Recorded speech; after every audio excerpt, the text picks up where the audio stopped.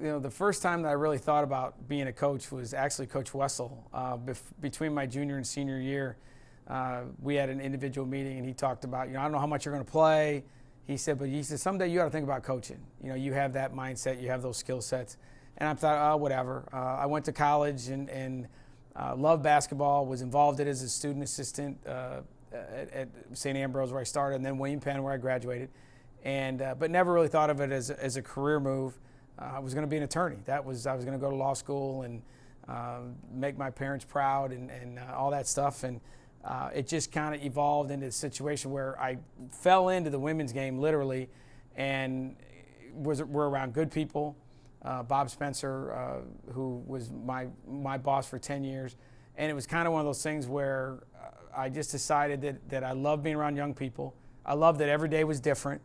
I love the challenge of what basketball and being on a college campus brought to you, the vigor, the excitement. And the women's thing just kind of evolved as I got to move up. And we had a number of opportunities to move to the men, but I enjoyed it. It was a good life. And it was one of those decisions where you're glad you didn't move. It turned out for the best.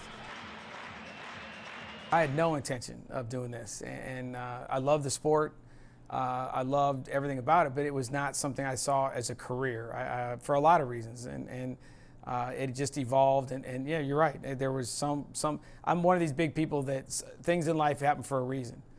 We don't always know the reason, like the reason, understand the reason, but someone had a different path for me, and hopefully, as I look back on it, it was that I had some ability, some affinity to impact young people's lives. To be something positive in our state, and it took me a long time to go a roundabout way to get back to Iowa, but in the end, this is where we ended up. So yeah, there was a plan by someone, and certainly one that didn't expect, but certainly blessed that it's happened.